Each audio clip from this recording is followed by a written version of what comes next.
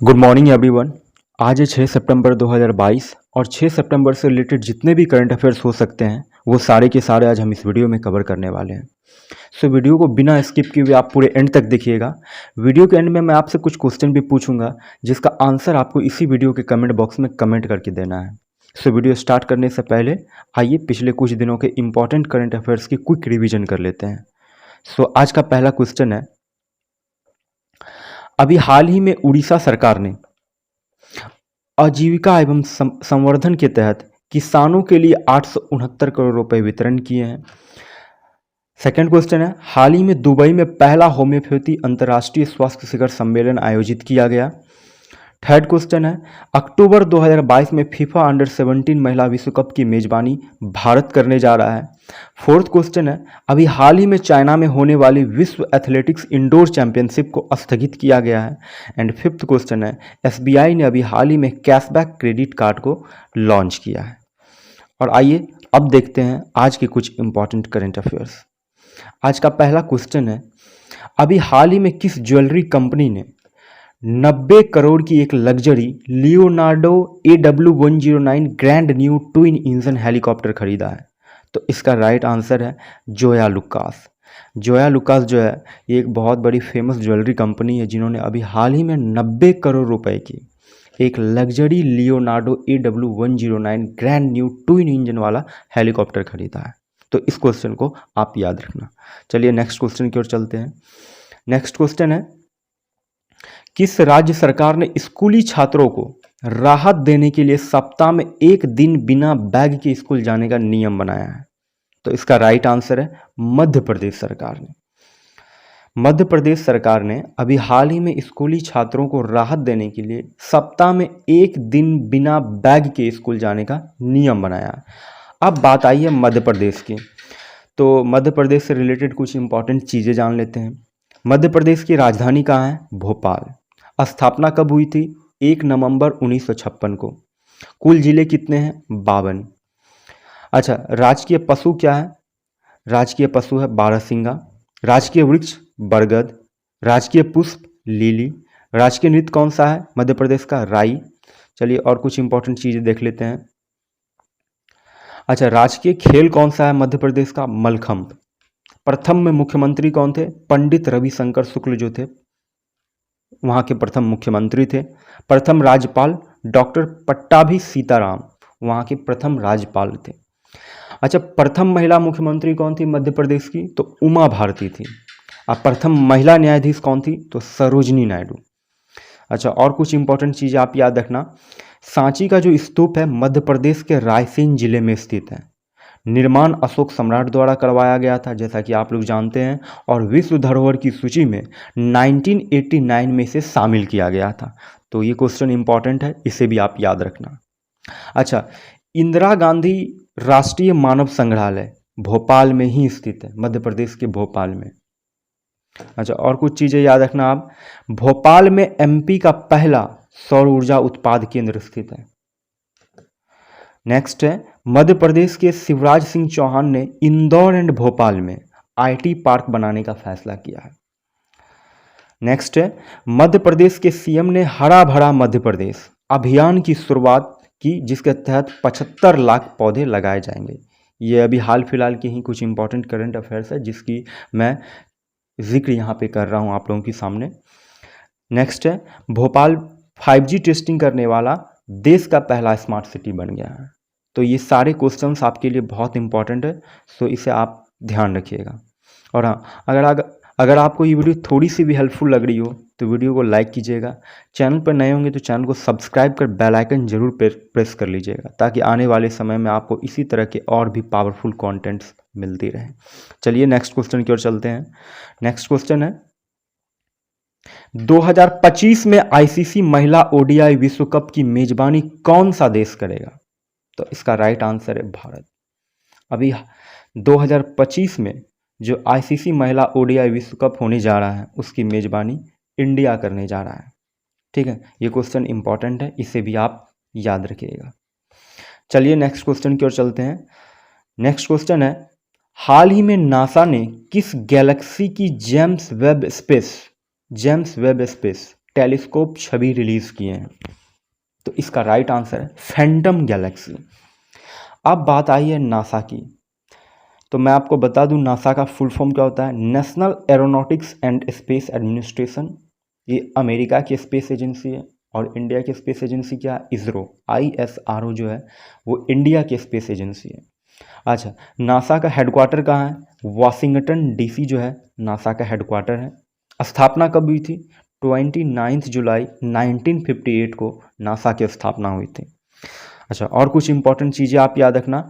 NASA के Apollo mission के तहत मनुष्य पहली बार चंद्रमा पर पहुंचा था। किस मिशन के तहत? अपोलो मिशन के तहत। इस मिशन को आप याद रखना।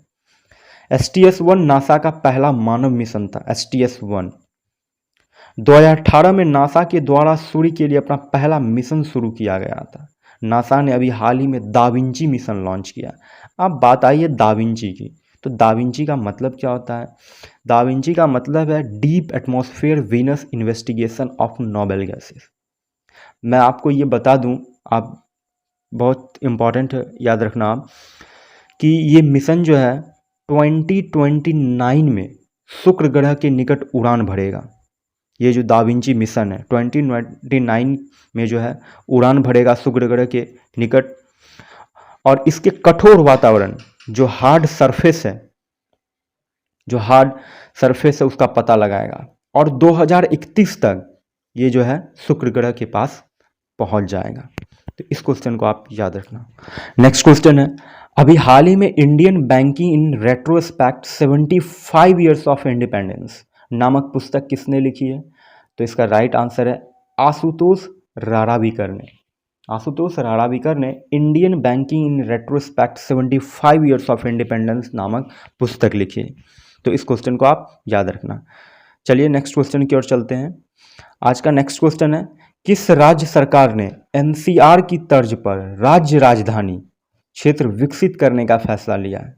तो इसका राइट आंसर है उत्तर प्रदेश। उत्तर प्रदेश सरकार ने NCR की तर्ज पर राज्य राजधानी क्षेत्र विकसित करने का फैसला लिया है। अब बात आई है उत्तर प्रदेश की, तो उत्तर प्रदेश से रिलेटेड कुछ इंपॉर्टेंट चीज़ें देख लेते हैं। अच्छा, उत्तर प्रदेश की राजधानी क्या है? लखनऊ। स्थापना कब हुई थी? 1 नवंबर 1956 को। राजकीय पशु बारहसिंगा, राजकीय पक्षी सारस, राजकीय वृक्ष अशोक, राजकीय पुष्प पलाश, राजकीय खेल हॉकी। कुल कितने जिले हैं उत्तर प्रदेश में? तो 75। आइए और कुछ इंपॉर्टेंट चीज़ें देख लेते हैं। अच्छा, वर्तमान में मुख्यमंत्री कौन है उत्तर प्रदेश के? तो योगी आदित्यनाथ। अच्छा, वर्तमान राज्यपाल आनंदीबेन पटेल। प्रथम मुख्यमंत्री कौन थे? तो गोविंद वल्लभ जो थे उत्तर प्रदेश के पहले मुख्यमंत्री थे। अच्छा, उत्तर प्रदेश को नवाबों का शहर भी कहा जाता है, जैसा आप लोग जानते हैं। इलाहाबाद यूनिवर्सिटी यूपी की पहली यूनिवर्सिटी थी, इसे याद रखना। और कानपुर को यूपी का मैनचेस्टर भी कहा जाता है।